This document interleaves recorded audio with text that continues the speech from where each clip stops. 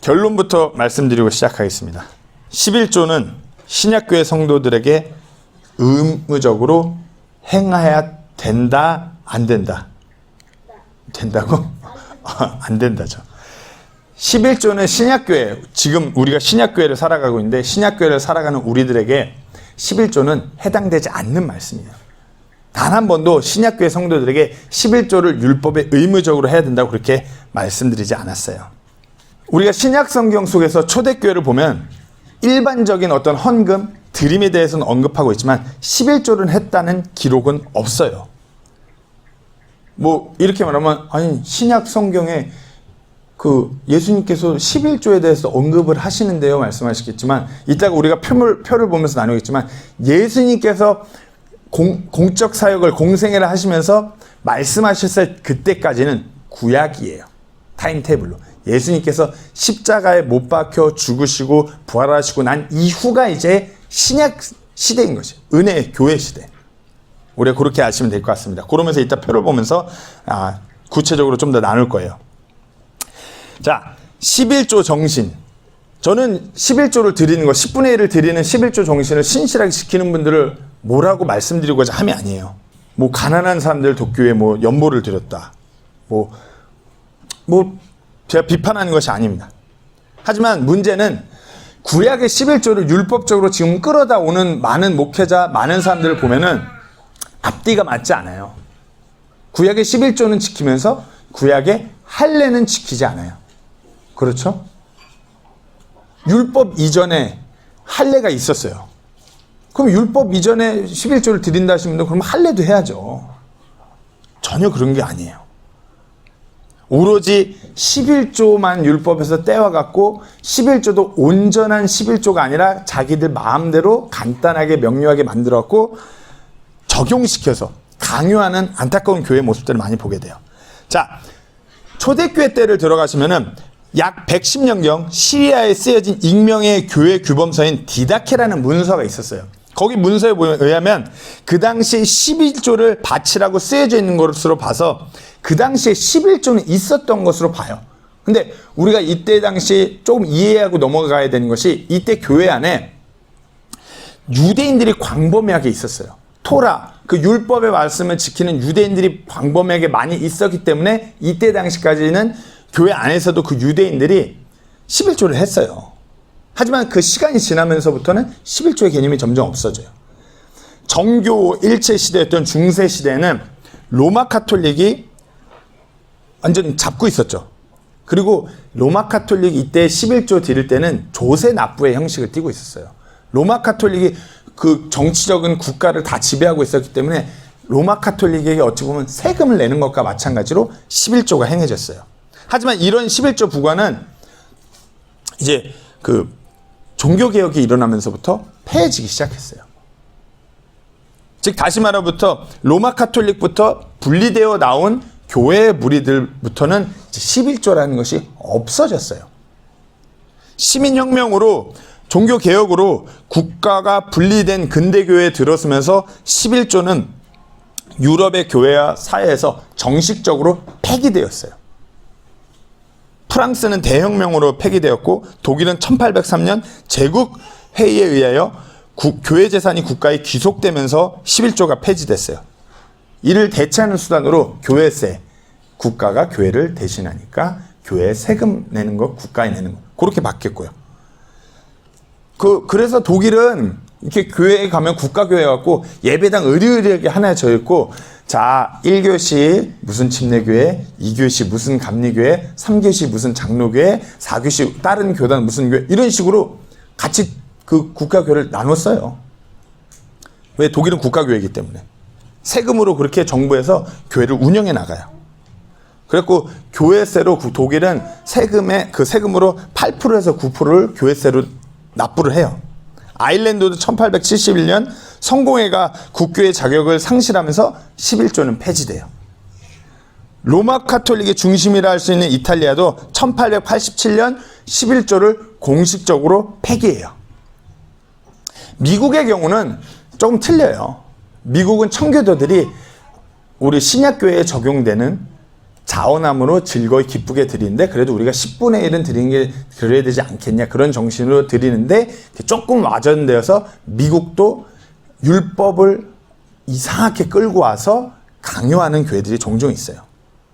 이제 한국 교회로 돌아와서 한국 교회도 교회사 초기에는 11조가 없었어요. 근데 문제는 이거예요. 우리나라에 선교사들이 들어와서 교회를 세웠어요. 근데 선교사들이 교회에 들어와서 대한민국을 딱 보니까 대한민국의 이 형편상 교회가 얼마 가지 못할 것 같아요. 선교의 이제 메인 꼴 중 하나는 자립인데 대한민국이 너무 먹을 것이 없고 너무 힘들었어요. 전쟁 뒤에 너무 힘드니까 도대체가 자립을 할 수가 없는 것 같아요. 그러니까 선교사님들이 어떻게 해요? 재정이 없기 때문에 목회자들이 살아갈 수 없고 교회가 존속할 수 없는 것 같기 때문에 이런 상황에서 11조를 의무화하고 교회가 목회자가 이렇게 생존할 수 있도록 그렇게 제도화시킨 것이에요. 저는 이때 11조를 이 교회사적의 이때 당시 그런 11조를 그런 비성경적인 어떤 율법을 강제로 끌어들여온 그런 11조로 보고 싶지 않아요.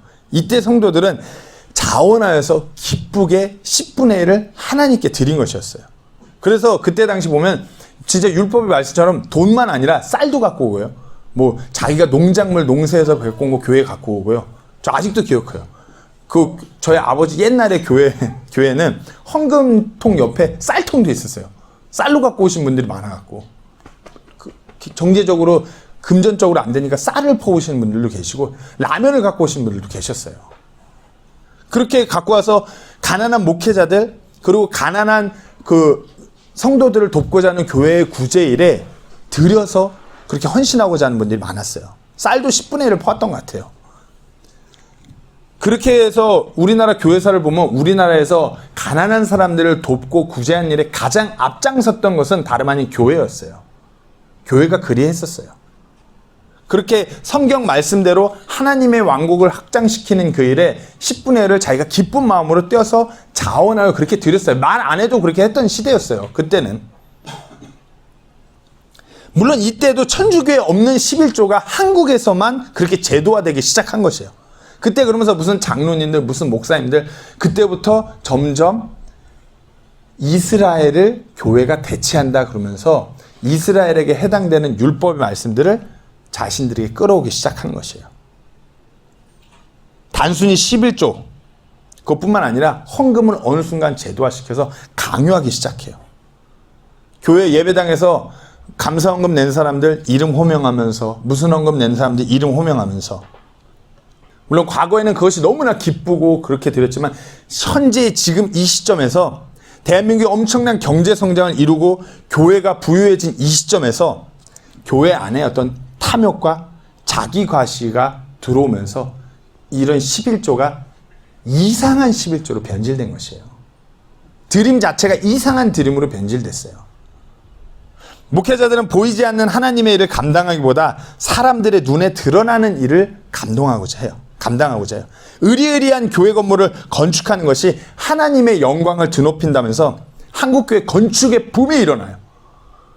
신도시만 생기면 그 지역에 대출받아갖고 예배당 건물부터 의리의리하게 지어요. 제가 재미난 거 하나 보여드릴까요? 이게 작년 통계예요. 주요 2기 신도시 종교용지 분양 매매 근저당 현황이래요. 뭐 위례, 광교, 판교, 김포, 한강 신도시, 동탄 2, 양주, 옥정, 파주, 운정, 평택, 고덕 또 이상 2기 신도시들. 인천, 송도, 청라, 영종, 별내, 가밀, 미사, 강일, 다산, 진건, 다산, 지금 그렇게 세종특별시까지 총 19곳이에요.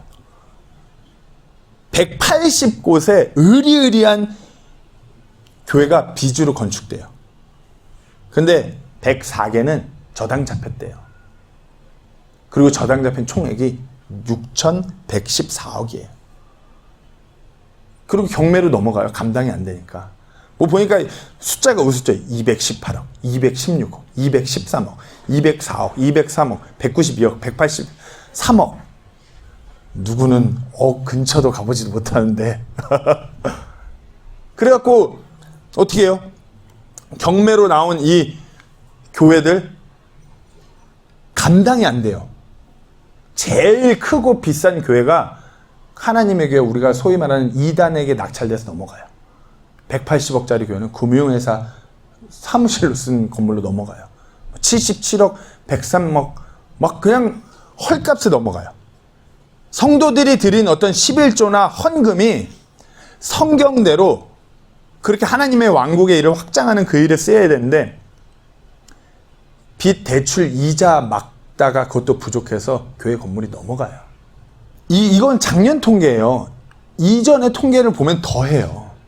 작년에 코로나였으니까 좀 그랬다고 치지만 이전의 통계는 더해요. 이전에는 의리의리한 많은 건물들이 대부분 다 이단들한테 뭐 신천지한테 막 넘어가요. 그렇게 열심히 지어갖고 이단 교회들한테 헐값에 넘어가요. 성도들은 열심히 뼈 빠지게 다 드렸는데 그게 뭐 하나님의 일을 위해 무슨 복음을 전하기 위해 선교하는데 목회자들의 생계를 아니요. 대부분이 교회 대출 이자, 건축 이자 갚는 데로 나가요. 분명 대한민국 초기 교회는 예수 그리스도의 교회를 세워나가고자 헌신하면서 11조 정신으로 11조를 그렇게 드렸어요. 하지만 이 시점에 다 그런 건 아니에요. 많은 교회들이 신약교회에 적용되는 성경적인 드림의 원리를 적용하지 않고 부작용이 드러나는 이 비성경적인 11조 드림으로 교회가 병이 들었어요. 많은 목회자들이 병이 들었어요. 점점 11조가 이상한 11조. 그냥 11조란 표현도 아니고 하나님한테 내가 그래 어느 정도 드리는 드림 이래야 되는데 어느 순간 11조. 교회가 병이 들어가는 것 같아요. 이상한 11조. 전 세계에서 가장 빠르고 대단한 교회의 부흥을 이룬 국가가 다름 아닌 우리나라 대한민국이에요. 그러면 반대로 전 세계에서 가장 빠르고 심각한 교회의 몰락을 가져온 국가가 어딘지 아세요? 똑같아요. 대한민국이에요. 대한민국이 뭐 필리핀 이 지역을 뭐 선교지로 많이 보고 선교사들이 많이 들어오잖아요. 제가 이렇게 교회를 다니면서 보면은 굳이 우리랑 같은 노선의 독립침례교회가 아니어도 대부분의 많은 이 필리핀의 교회들이 훨씬 더 건강해요. 훨씬 더 건강해요. 경제적으로 성도들이 어려울 뿐이지 이들의 믿음, 하나님을 향한 그들의 마음을 보면 훨씬 더 건강해요. 이들의 드림 순수해요. 그저 하나님을 사랑하는 마음으로 즐거이 기쁘게 드리고자 해요. 근데 우리나라는 어떤가요? 11조라는 재정이 무너지면 교회 많은 재정이 떨어질 것 같아서 많은 말로, 말도 안 되는 말로 비성경적인 이상한 11조를 강요해요. 성경적으로 11조는 어떻다 저렇다 뭐 다 알고는 계세요. 율법이다 막 이런. 근데 실질적으로 교회 성도들에게는 비성경적으로 가르쳐요. 말도 안 되는. 뭐 이거 제가 뭐 그 신문 기사 난 거에서 말씀드리는 거라 뭐 검색하면 다 나오는 거라 어느 목사님인지는 얘기는 하지 않겠습니다. 이런 대형교회 목사님들이요. 11조 하지 않으면 암에 걸린다. 11조 하지 않으면 교회인들의 자격을 제한한다. 실질적으로 교단교회에서는 뭐 직분 그걸 하려면 조건 중 하나가 몇 년 동안 11조를 한 사람이에요. 11조는 축복과 저주의 갈림길이다. 한국교회 많은 목회자들이. 왜? 구약의 율법에 그렇게 쓰여있기 때문에 그걸 갖고 와서 성도들 겁줘요. 11조 안 하면 마치 내 삶에 무슨 저주가 받을 것 같이. 우리가 먼저 성경적으로 이 11조라는 용어, 성경에 나와요. 우리가 지난주에는 방언에 대해서 살펴봤죠. 방언이라는 그 tongue이라는 단어가 성경에 나와야 하지만 그것을 바르게 나눠서 교회가 이해하고 적용할 부분을 적용하고 끄집어내야지 그냥 온전히 그냥 다 갖다 드는 게 아니에요. 11조도 성경에 나와요. 구약의 율법에 나와요. 하지만 신약교회에 과연 이것이 어떻게 적용하는가, 우리가 어떻게 드려야 하는가, 이것에 대해서 살펴보려고 합니다. 먼저 말라기 3장 8절에서 10절 말씀. 이 율법, 이 말라기 말씀 때문에 많은 성도들이 혼란스러워요. 한번 읽어볼까요? 사람이 하나님의 것을 강도질하겠냐? 그러나 너희는 내 것을 강도질하고도 말하기를 우리가 어떤 점에서 주의 것을 강도질하였나이까 하나니 너희가 11조와 헌물면에서 강도질하였느니라. 너희가 저주를 받았나니 이는 너희 곧 이 민족 온 민족이 내 것을 강도질하였기 때문이라. 군대들의 주가 말하노라. 너희는 모든 11조를 창고로 가져와 내 집에 먹을 것이 있게 하고 이제 그것으로 나를 검증하여 내가 너희를 위해 하늘의 창들을 열고 받아 놓을 것이 없도록 너에게 복을 쏟아붓지 아니하나 보라. 이것만 읽으면 그렇지 않나요? 말라기 이 말씀 읽으면 어떠세요? 11조 드려야 될 것 같아요? 안 드려야 될 것 같아요? 드려야 될 것 같죠, 마치. 근데 말라기 이 말씀의 배경을 온전히 아셔야 돼요. 일단 이 말라기 말씀을 듣는 수신자들은 이스라엘 백성들이에요. 그리고 이때 당시는 느헤미야 바빌론의 포로들이 돌아와서 그 느헤미야의 말씀대로 성전을 재건해요. 성전을 재건하고 나서부터 이들의 그 하나님을 향한 신앙이 완전 무너져요. 이스라엘은 신정 통치 국가예요. 하나님께서 통치하는 그런 국가예요. 성전을 세우고 제사장들이 하나님을 향한 그 제사를 잘 백성들을 인도해 나가면서 그렇게 존속하는 국가인데, 제사장들도 지 멋대로, 레위인들도 지 멋대로, 백성들도 지 멋대로. 그러니까 말라기 말씀은 너희 그렇게 하나님을 섬기면 안 된다. 똑바로 섬기라고 제사장들한테, 레위인들한테, 이스라엘 백성들한테 경고하는 거예요. 그러면서 다시 이 신정 국가의 이스라엘 체계의 제도를 바로잡게 하는 말씀이에요. 이거를 그대로 신약교회에 적용하면 안 되는 것이에요. 우리는 신정 통치국가가 아니잖아요. 우리는 이스라엘 유대인이 아니에요. 그러면서 재산을 불리는 목회자들은 하나님의 것을 도둑질한다면서 착실히 드리라고. 그래야 복 받는다고. 그러니까 어느 순간부터 성도들은 자신들의 영적인 삶의 모습들은 전혀 그냥 막 엉망진창인데 11조만 잘하고 있으면 나는 그래도 신앙생활 어느 정도는 잘하고 있어. 착각해요. 11조를 안 드리는 것만 무슨 하나님 것을 도둑질하고 즉각적으로 저주받는다고 착각해요. 11조만 잘하면. 한번 생각해보세요. 어머니가 편찮아요. 막 당장 수술비 병원비가 너무 밀려와요. 자기 버는 월급으로는 병원비 감당도 안 돼요. 그런데 교회에서 11조 안 하면 저주받는데, 내가 11조를 안 해서 우리 어머니가 아픈가? 교회에서 이런 생각이 들게 되면 어떨 것 같으세요? 그럼 어떻게 해야 될까요? 11조 안 해서 어머니가 아팠다. 그러나 11조 드리니 어머니가 금세 쾌차하셨다. 이런 거 아니에요. 자, 우리가 이 11조라는 걸 한번 이 표를 보고 살펴보려고 합니다. 11조는 말씀드렸어요. 이스라엘 백성이 구약시대에 어찌 보면 세금의 형식으로 제사장과 레위인들이 그런 어떤 그렇게 먹고 살게끔 하는 세금조로 하나님을 섬기는 그 일을 하는 사람들과 성전을 유지하고 이렇게 하는데, 성전은 아니고요. 제사장들과 먹이고 백성들을 그리고 가난한 자들까지 섬기기 위해서 드렸던 세금의 일조가 11조예요. 11조. 이 십자가가 뭔지 아세요? 이렇게 보시면 이 십자가 사건이 있죠. 여기를 기점으로 예수님께서 십자가에 못 박혀 우리의 죄로 대신해서 돌아가심으로 인해서 신약교회가 여기서부터 시작돼요. 여기까지는 구약시대예요. 이 율법의 11조를 교회에다 적용하면 안 된다는 것이에요. 이 사건 이후로 이 율법은 폐기됐어요. 그러면 이 율법의 11조, 우리는 11조 그러면 10% 그렇게 알고 있잖아요. 이 11조에 대해서 몇몇 구절들 한번 살펴볼게요.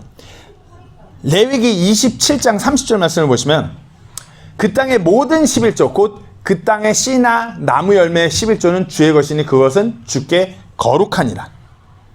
신명기 12장 17절, 너는 네 곡식과 포도즙과 기름의 11조와, 역대기야 31장 5절에는 신명기 14장 22절에 너는 해마다 밭에서 나는 내 씨의 모든 소출에서 진실하게 11조를 드릴 것이며, 역대기야 31장 5절 말씀에 그 명령이 밖으로 나가자 곧바로 이스라엘 자손이 곡식과 포도즙과 기름과 꿀과 밭의 모든 소출의 철 열매를 풍성히 가져왔고 그들이 모든 것의 11조를 많이 가져왔더라. 여기 모든 것들의 이 11조를 많이 가져왔대요. 곡식과 포도즙과 기름과 꿀과 밭의 모든 소출. 이 구약의 11조예요. 뭘로 드렸죠?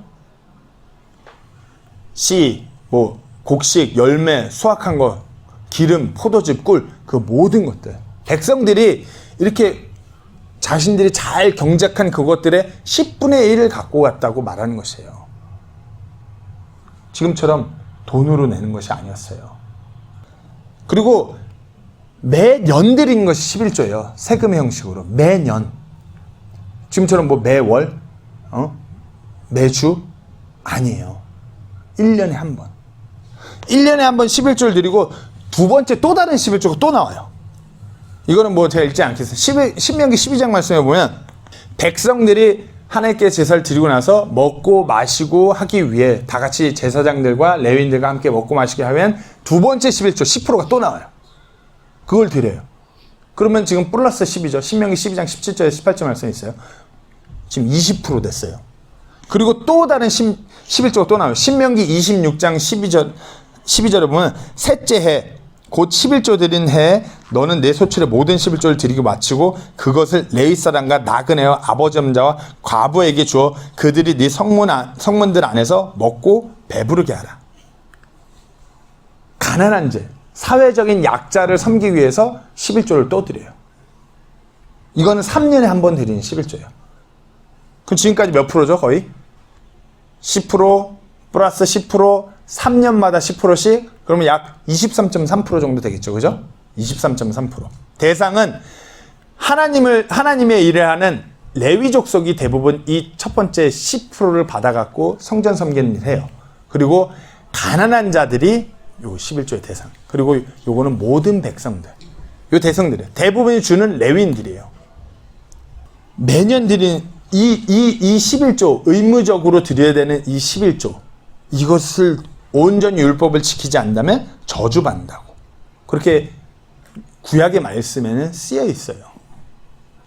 그리고 제가 뭐 자세하게 나누지 않겠지만 뭐 자기가 작정했잖아요. 뭐 자기 수확한 열매나 뭐 곡식이나 포도즙이나 꿀로 드리기로 했는데 다른 걸로 만약에 바꿔서 드린다고 하면은 5분의 1을 더 추가해서 드려야 돼요. 그러니까 지금 이게 아니라 만약에 우리가 돈으로 드린다 그러면 5분의 1이 더 추가돼요. 그러면 액수가 어마어마하겠죠.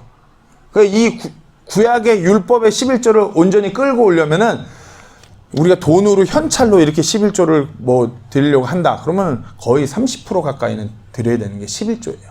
구약의 11조. 이렇게 얘기하니까 뭐 다른 목사는 율법 이전에도 11조를 드렸다.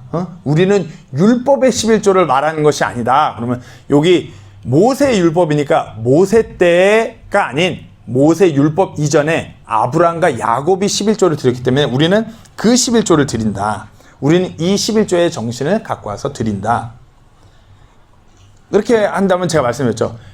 요렇게 해서 적용하려고 그렇게 말씀드리면 할례도 해야죠. 율법 이전에 할례, 우리 식으로 포경수술. 의무화시킬 수는 없는 것이에요. 이때도 뭐라고요? 은혜. 아브라함이 창세기 그 14장 20절에 보면 멜기세덱, 예수님의 현원이라는 멜기세덱에게 승리하고서 노획물을 일회성으로 단 한 번 나와요. 아브라함의 11조. 노획물을 일회성으로 드렸어요. 그리고 야곱은 11조를 드렸다기보다 창세기 28장 22절에 앞으로 하나님께서 나한테 어떻게 해주시면 제가 10분의 1을 드리겠습니다. 작정한 것이 야곱의 11조예요. 제가 왜 이 말씀을 드리냐면 여기도 은혜라고 말하지만 이때 당시 문헌에 보면은 아브라함은 어떤 출신이죠? 우루에서 이교도들 출신이에요. 달의 신을 섬기는. 그때 당시 그런 이교도들도 자기 이교도를 섬기는 신들에게 11조를 드리는 문화가 있었어요. 아브라함이 드린 11조, 아브라함이 어디서 그렇게 신들에게 하나님께서 아브라함아 너는 나한테 10분의 1을 이렇게 지켜서 드려야 돼. 하나님께서 이렇게 말씀하시지 않았어요. 아브라함이 너무 감사하다 보니까 이렇게 드린 거예요. 자원에서. 그렇게 10분의 1 그냥 드린 것이에요. 우리가 이런 드림의 그런 정신을 본받는 건 아주 좋아요. 하지만 그걸 어떤 의무화, 강요, 제도화시켜서 교회에 끌고 들어오면 안 된다고 말씀드리는 것이에요. 그건 어디까지나 구약에서 의무적으로 11조를 드리는 것이에요. 언제부터요? 율법이 폐기되면서부터. 요한복음 2장 19절 말씀 한번 볼까요? 예수님께서 온갖 탐욕으로 가득 차 있는 예루살렘 성전을 보시고서 다 뒤집어 엎으세요. 막 성전에 뭐 팔고 다 뒤집어 엎고 환전서 다 뒤집어 엎고서 이거 성전 헐으라고. 예수님께서 말씀하신 이 성전은 예루살렘 그 건물을 말씀하시는 것이 아니에요. 그 율법으로 잘못된 인간의 전통으로 그런 사람들의 그 율법을 말씀하시는 거예요. 그 전통들. 그 잘못된 것들을 헐라. 내가 다시 이렇게 세운다. 어떻게 해요? 교회, 신약교회를 세우시겠다 말씀이에요. 그러면서 예수님께서 십자가에 못 박혀 죽으시고 어떻게 해요? 마태복음 15장 30절 38절 보면 예수님께서 큰 소리를 외치시고 숨을 거두시니 성전의 휘장이 위에서부터 아래까지 둘로 찢어졌다. 이 성전의 휘장 너머는 아무나 못 가요. 하나님의 임재가 임하는 곳이기 때문에 대제사장만 1년에 한 번 들어갈 수 있어요. 대제사장도 자신을 거룩히 준비하지 못하면 들어가서 죽어요. 그래서 방울 달고 들어가요. 죽으면 끄집어내야 되니까. 근데 어떻게 해요? 신약교회는 우리 구원받은 모두가 성도로서 거룩한 왕과 제사장으로서 이 휘장이 찢겨짐으로 인해서 우리 모두가 하나님께 나아갈 수 있는 것이에요. 특정한 누군가가 나아가는 것이 우리 모두가. 왜? 그 율법이 다 폐기됐기 때문에. 보시면은 그래서 어떻게 해요? 이 의무적으로 드리는 이 11조는 이 십자가 사건 이후로 폐기됐어요. 십자가에 예수님께서 못 박혀 돌아가셨을 때 폐기됐어요. 신약교회 시대가 시작된 것이에요. 언약으로 율법으로 의무적으로 드리는 11조는 끝이 났어요. 이것은 교회에게 해당되는 것이 아니라 이스라엘 백성들에게 해당되는 것이에요. 모세의 율법. 그리고 이방인의 사도라. 교회를 세우는데 이바지했던 이방인의 사도라고 불리는 바울이 이제 이 신약교회의 드림의 원리에 대해서 그 기준에 대해서 가르침을 주기 시작하는 것이에요. 그 신약교회의 드림은 첫 번째로 어떻게 되냐면 고린도전서 16장 2절에 보면 주의 첫날에 무슨 요일이죠? 일요일. 그렇죠. 주의 첫날에 너희 각 사람이 하나님께서 자기를 번창하게 해주신 대로 자기 곁에 모아두어 내가 갈 때에 모으는 일이 없게 하라. 어떻게 해요? 주신 대로 준비해서 그렇게 드리라는 것이에요. 이게 신약교회 교회 드림의 원리예요. 주신 대로. 주시지 않았는데 그걸 억지로 뭐 어떻게 끄집어 내갖고 대출을 받아갖고 드리라는 말씀이 아니에요. 주신 대로 준비해서. 감정적으로 갑자기 이렇게 하는데 헌금 시간에 내 옆에 사람 신사임당 꺼냈어. 그럼 나도 배추님 몇 장 꺼내야겠지? 이런 거 하지 말라고. 안 받으세요 하나님. 주신 대로 준비해요. 그 다음 뭐라고요? 자원함으로. 고린도서 8장 12절 말씀에 먼저 자원하는 마음이 있으면 사람이 갖지 아니한 것이 아니라 가진 것에 따라 주께서 그것을 받으시리라. 자원한 마음. 내가 하나님께 드리고자 하는 마음이 있어야 드리는 것이에요. 자원한, 내가 드리고자 하는 마음으로. 그리고 오늘 본문이죠. 마음속에 정한 대로 마지못해 하거나 억지로 하지 말지 즐거이 나는 자. 여기서 우리가 중요하게 봐야 되는 것이 신약교회 헌금에 올려서 우리가 가장 주의해야 되는 것이 첫 번째로는 탐욕이고 두 번째로는 자기과시예요. 저는 이상한 11조에 이 탐욕과 자기과시가 들어있다고 봐요. 11조를 내면은 복 받을 것 같으니까 성경에 그렇게 쓰여 있으니까 탐욕으로 드려요. 마치 하나님한테 내가 이거 투자하면 뭐가 나오는 것처럼. 아니면은 저 사람이 저렇게 하니까 나도 이렇게 해야지. 아니면 교회가 이런 거 의리의리 하려면은 그래도 11조가 모여야 되니까 자기과시를 위해서. 신약교회 헌금에서 가장 우리가 주의 깊게 살펴야 되는 것이 내가 드리는 드림에 탐욕이나 자기과시가 있지는 않은가 살펴야 되는 것이에요. 이 구절은 오늘 본문의 고린도서 9장 6절의 말씀은 원리예요. 결과론적으로 보면 이렇게 된다지 이 구절을 보고서 그래 그럼 나도 풍성하게 뿌려야지. 그럼 풍성하게 주실 거야. 이런 마음은 탐욕이에요. 잘못된 드림이에요. 이거는 우리가 자원한 마음으로 준비해서 기쁘게 즐거이 드리면 그렇게 풍성히 드리면 하나님께서 풍성하게 하신다는 그 원리를 말하는 것이 이걸 읽고 나서 그럼 나도 풍성하게 돼야 되기 때문에 풍성하게 드리자. 이건 탐욕이에요. 하나님께서 받는 드림이 아니라는 것이에요. 보편적인 복의 원리예요. 하지만 그 복의 원리를 정확하게 알고 드려야지 하나님께서 받으신다라는 것. 7절에 저마다 자기 마음속에 정한 대로 낼 것이요 마지못해 하거나 억지로 하지 말지니 하나님은 즐거이 내는 자를 사랑하시네. 어떻게 해요? 자기 마음속에 정한 대로. 내 마음속에 내 마음속에 올해는 내가 5분의 1을 드리. 그럼 드리면 돼요. 내 마음속에 내가 너무 형편이 어려운데 그래도 내가 하나님을 드려야지. 이번에는 100분의 1만 드리자. 이렇게 정하면 이렇게 드리면 받으시는 거예요. 무슨 꼭 10분의 1, 11조 아니에요. 마음속에 정하면 돼요. 올해는 내가 진짜 더 드릴 수 있을 것 같아. 그럼 되는 거예요. 내가 진짜 너무 힘들어. 올해는 한 달에 10,000원씩밖에 하나님께 못 드릴 것 같아. 그렇게 드리면 돼요. 그러면 받으시는 것이에요. 마음속에 정한 대로. 옆에 사람이 어떻게 하니까. 나랑 나이도 비슷한데 저렇게 하니까 나는 이렇게 해야 되지 않을까. 이런 거 아니에요. 그저 내가 자원해서 즐겁게 드리면 액수는 중요한 것이 아니에요. 하나님은 거지예요.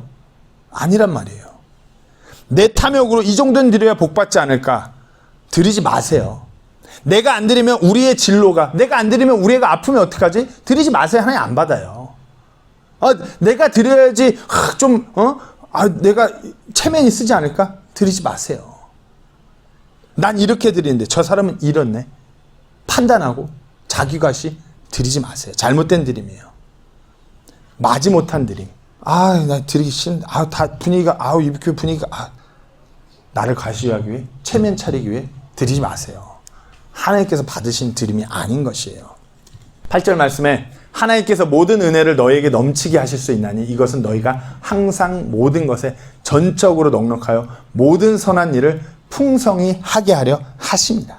그저 하나님께 감사함으로 자원하여 즐거이 마음에 정한 대로 드리면 되는 것이에요. 그러면 그것을 통하여 하나님께서 하나님의 그 선한 일을 풍성하게 감당하게끔 하시는 것이에요. 다시 말씀드립니다. 6절의 복의 원리가 돌아가는 것. 이것을 보시고 이렇게 돼야지 하는 그것은 탐욕이에요. 그저 우리가 기쁘게 자원하여 마음에 정한 대로 즐거이 드릴 때 하나님께서 그 선한 일을 잘 감당하도록 그것을 풍성히 하신다는 것. 이것이 신약교회 드림의 원리예요. 자원함으로 그렇게 드리면 되는 것이에요. 마음에 정한 대로. 내가 마음에 이게 나 못 드릴 것 같아. 안 드리면 되는 거예요. 다 드리는데 좀 아니에요. 그럼 프레셔를 받아갖고 내는 것 자체가 잘못된 것이에요. 자, 그러면 헌금은, 이 신약교회 헌금은 어디다 사용될까요? 고린도서 9장 14절 말씀에 사도 바울이 이렇게 말해요. 이와 같이 주께서도 복음을 선포하는 자들이 복음으로 살 것을 정하셨네. 이때 이 본문의 문맥의 내용이 나는 이렇게 후원을 받아서 고린도 교회 너희가 사역한 것이 아니다. 내가 그렇게 할 수 있지만 너에게 본인되지 않기 때문에 나 그렇게 하지 않았다. 그러면서 텐트 메이커로서의 삶을 살면서 복음을 전했다고 그 지역에서 그것에 대해서 얘기하는 것이에요. 복음 전한 사역자들이 교회에서 복음 전하는 것으로 먹고 살 수 있도록 교회에서 그렇게 해야 된다. 그 말씀을 얘기하는 것이에요. 그리고 또 어떻게 신학교회 헌금이 어떻게 써야 되냐? 로마서 10장 15절 말씀에 보내어지지 아니하였으면 그들이 어찌 선포하겠느냐. 이것은 기록된 바 화평의 복음을 선포하면 좋은 일들의 반가운 소식을 가져오는 자들의 발이 어찌 그리 아름다운가 함과 같으니라. 이게 무슨 말씀이죠? 보내어지지 아니하였으면. 제가 여기 혼자 그냥 왔나요? 제가 말씀드렸죠. 파송교회가 있고 저를 보낸 샌딩교회들이 있어요. 많은 교회들이 저를 이곳으로 보냈어요. 야, 가! 빡! 이러고 보냈나요? 아니에요. 기도하면서 물신양문을 후원하면서 보낸 것이에요. 보내어지지 아니했어요. 즉 다시 말해서 복음을 전하기 위해서 목회자들을 아니면 선교사들을 어딘가로 보내는 그 일을 교회가 신약교회 그 헌금을 가지고 그 복음의 일을 감당하는 것이에요. 무슨 교회 대출, 교회 건축에 매진하자고 그렇게 하는 거 아니에요. 복음 전하는 그 선교를 위해서 그렇게 사용되어야 되는 것이 신약교회 헌금의 사용처예요. 그리고 어떻게 해요? 고린도서 8장 4절 말씀을 보면 우리가 그 선물을 받아줄 것과 성도들을 섬기는 교제의 일을 맡아줄 것을 우리에게 매우 간절히 구하였느니라. 사도 바울에게 헌금을 모아서 보내면서 이것을 받아주면서 성도들을 섬기는 교제의 일, 미니스트링, 교회에서 사역하는 그 일에 성도들을 섬기고 교회를 세워가는 그 일에 사용해달라고 보낸 것이에요. 교회의 신약교회 헌금은 이렇게 성도들의 어떤 사역을 위해서 교회의 사역을 위해서 쓰여야 되는 것이에요. 이 사용처는 세 가지예요. 다시 말씀드립니다. 복음 전도자들이 복음으로 살기 위해 즉 여기에 다 포함되어 있어요. 선교하기 위해 그리고 교회 성도들이 교회 안에서 사역을 이뤄가기 위해서 신약교회 헌금은 그렇게 사용돼야 됩니다. 대한민국 헌금을 보면은 너무 많은 곳에 탐욕과 자기가시가 담겨 있어요. 저는 미국이나 어떤 필리핀에서의 그런 11조 드림을 비판하고자 함이 아니에요. 우리나라에게 좀 그렇게 하는 헌금의 가르침이 조금 맞지 않아요. 미국 말씀드렸죠. 쟁반으로 헌금을 돌려요. 우리나라에서 헌금 쟁반으로 헌금 시간 만들어서 쟁반 돌리죠. 헌금이 제가 볼 땐 20% 이상은 올라가요. 예. 그만큼 우리나라는 체면 문화, 자기 과시하는 그 안에 그게 강하게 있어요. 선비 문화라 그래야 되나? 그렇기 때문에 우리나라에서 하나님께 올바르게 헌금을 드리게 하려면 그들 마음에 프레셔가 가게 하면 안 돼요. 그래야지 자원해서 하나님만 보고 드리는 거죠.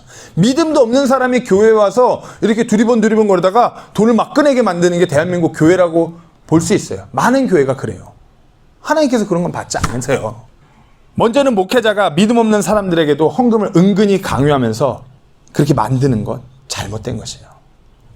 그리고 성경 본문을 통해서 믿는 자들조차도 어떤 그 안에 탐욕스러운 마음으로 드려야 내가 복 받는데 이렇게 만드는 것도 잘못된 것이에요. 이상한 11조예요. 그러면서 한국에 그런 교회에서 어떤 책을 냈더라고요.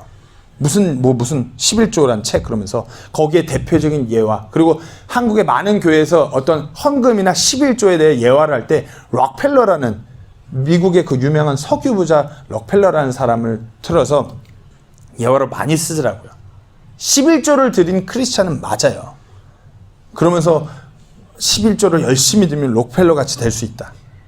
록펠러가 11조를 정기적으로 드린 건 맞지만 미국에서 이렇게 많은 기자들이 파헤쳤는데 그가 세운 헌금, 그가 드린 헌금과 그가 세운 어떤 기독교 재단이 그 사람의 탈세의 수단이었다는 거.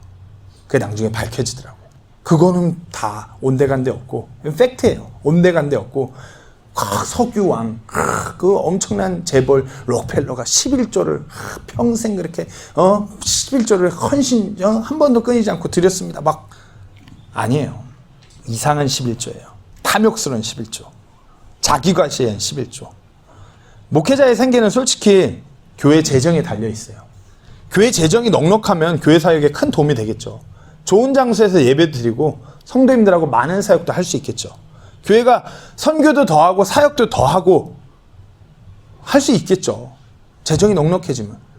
그렇다고 해서 성경에 있지 않은 것을 우리에게 적용해야 되는 가르침이 아닌 그것을 우리가 가르치고 그것대로 그렇게 헌금만 많이 나오게 하면 그것이 맞는 걸까요? 절대로 그렇게 해서는 안 된다고 봐요. 많은 부분에선 잘못된 성경의 가르침이 이렇게 만들어가는 것이에요. 제가 다시 한번 말씀드리면 모든 목회자가 다 그렇지 않아요. 모든 교회가 다 그렇지 않아요. 하지만 몇몇의 교회가 그렇게 만들어가요. 목회자가 어떻게 섬겨야 되냐? 베드로전서 5장 2절 3절 말씀에 너희 가운데 있는 하나님의 양떼를 먹이고 감독하되 억지로 하지 말고 자진해서 하며 더러운 이익을 위해 하지 말고 준비된 마음으로 하며 하나님의 상속 백성 위에 주인처럼 군림하지 말고 오히려 양떼에게 본이 되라. 제가 이 헌금 설교하는 거 솔직히 되게 부담돼요. 행여야 제 스스로한테도 이렇게 더러운 이익으로 목회하는 사람이 되면 안 되라고 스스로 다짐하는 사람이기 때문에 제 스스로한테도 더러운 이익으로 목회에 임할 것 같으면 차라리 접자. 차라리 돈 벌자. 스스로한테 맨날 그렇게 다짐해요. 더러운 이익을 위해서 성경에 없는 것을 전하는 목회자들이 솔직히 점점 많아져요. 이제 예전 같은 대한민국의 경제 수준이 아님에도 불구하고 교회에서 왜 자꾸 주보에 헌금은 누가 냈는지, 무슨 헌금은 누가 냈고, 무슨 헌금은 누가 냈고, 이걸 왜 기록해요? 헌금거지를 두고 헌금한 사람 스티커는 왜 붙여요? 예배 시간에 헌금한 사람 이름은 왜 호명하면서, 왜 그 기도의 제목만 호명하면서 기도해요? 미국 몰몬교회는 11조 안 내면은 차압이 들어와요. 몰몬 멤버십 그 교회 성도가 11조 안 하면 차압이 들어와요. 근데 더 황당한 거는 대부분의 몰몬 교회 성도들은 차압이 들어오면은 감사한대요. 이렇게라도 우리가 11조를 드릴 수 있어서 참 기쁜 마음으로 차압을 당한대요. 이렇게라도 11조를 드리면 우리에게 그런 저주 이게 피해가고 우리가 복 받을 수 있으니까 감사해요. 이게 맞나요? 목회자들이 잘못 가르치니까 그런 것이에요. 목회자는 더러운 이익을 위해서 목회하는 것이 아니라 자진해서 하나님의 양떼를 먹이고 감독하는 것이에요. 이끄는 것이에요. 그리고 교회는 헌금을 통해서 그런 목회자, 선교사, 그런 복음 전도자를 후원하고 교회 사역을 이끌어가는 것이에요. 목회자가 더러운 이익으로 하는지 안 하는지는 성경 읽으시면서 목회자 보면 딱 알 수 있어요. 성경에 다 쓰여 있으니까요. 성경에 없는 거, 인간적인 무언가를 가르치고 인간적인 원리로 교회를 이끌고자 하는 목회자는 더러운 이익으로 하는 것이에요. 제 스스로도 이렇게 되지 않고자 거듭 기도하고 거듭 자신을 낮추면서 살아가요. 하지만 제가 안타까운 것은 제가 이렇게 겁쟁이처럼 이렇게 하니까 우리가 성도라면 구원받은 모든 그리스도인이라면 하나님 앞에 드림으로 인해서 우리의 믿음이 자라야 되는데 제가 그 얘기를 거의 안 해요. 정호가 아니면 하게 되면 부정적인 얘기만 하니까 정호가 제가 어제 설교 중에서 정호가 묻더라고요. 아빠는 왜 설교할 때 헌금을 마치 잘못된 것처럼 얘기해요. 목회자로서 헌금에 대해서 잘 가르치는 것이 중요하지만 제가 부담이 있으니까 안 좋은 헌금에 대해서만 이렇게 얘기하니까 정호가 듣기엔 그런 거예요. 마치 헌금 드리면 잘못된 것 같다고. 제가 경제적으로 넉넉한 편이 아니니까 이런 얘기하는 게 더 조심스러운 것이에요. 혹시나 제 마음 한편으로 더러운 이익으로 헌금을 강요하는 것이 되지는 않을까. 그렇게 받아들이는 성도님이 계시면 어떡할까. 하지만 하나님의 말씀에서 성경 기록에서 헌금에 대해서 뭐라 말씀하신지를 전하는 것이 중요합니다. 성도들은 즐거이 하나님께 드리는 것이 맞아요. 주신 것에 감사해서 자원하여서 마음에 정한 대로 드리는 것이 맞아요. 그러고서 하나님께서 우리 삶의 모든 것을 공급하시고 계시기 때문에 내가 이거 돌려드리는 거 당연히 하나님께 드리고 난 또 열심히 살아고 하나님께서 더 선한 일을 이끌어 가실 수 있도록 하실 건데 왕국 백성으로 그렇게 살아가는 것이에요. 다시 정리합니다. 우리는 이 십자군 사건 이후로 구약 율법의 11조는 드리지 않습니다. 이것은 폐기됐어요. 그리고 이렇게 이 11조를 구약의 이 11조를 끌어와서 얘기하면서 이렇게 드리는 교회들도 없어요. 다 그냥 간편한 대로 간소화해서 10% 11조 안 드리면 저주받아요. 이런 식으로만 하지 진짜 성경적으로 구약의 말씀 그대로 끌어와서 드리는 교회도 없어요. 우리 이것은 폐기됐어요. 10분의 1이 됐건 몇 분의 1이 됐건 기쁘게 자원함으로 마음속에 정한 대로 드리면 되는 것이에요. 다시 한번 말씀드리지만 11조를 신실하게 드리는 것이 잘못됐다고 그것이 이상한 11조라고 말씀드리는 것이 아니에요. 그 안에 11조 드림에 있어서 비성경적으로 어떤 탐욕과 자기가시가 들어가면서 드리는 그와 같은 이상한 11조가 잘못된 것이고 그걸 묵인하고 있는 것 또한 잘못됐다고 말씀드리는 것이에요. 11조가 신앙생활의 척도가 되고 이것을 해야 복받고 보상받는 거 이런 어리석은 생각에서 벗어나셔야 돼요. 이것에 매이면은 우리가 영적으로 잘할 수가 없는 것이에요. 구원받은 그리스도인 성도는 자유로운 자예요. 율법의 매인 자가 아니에요. 즉 우리가 해방된 자들이에요. 자유롭게 내가 하나님을 기뻐하면서 즐거이 섬기는 그런 그리스도인이에요. 그 자유는 진리가 너희를 자유케 한다고 했어요. 말씀 안에서 오는 것임을 분명히 아시고 이상한 11조가 아닌 성경적인 드림으로 하나님을 기쁘시게 드리고 또 우리 삶에서 기쁘게 그렇게 누리는 우리 모두가 되기를 간절히 소망합니다. 기도하고 마치겠습니다.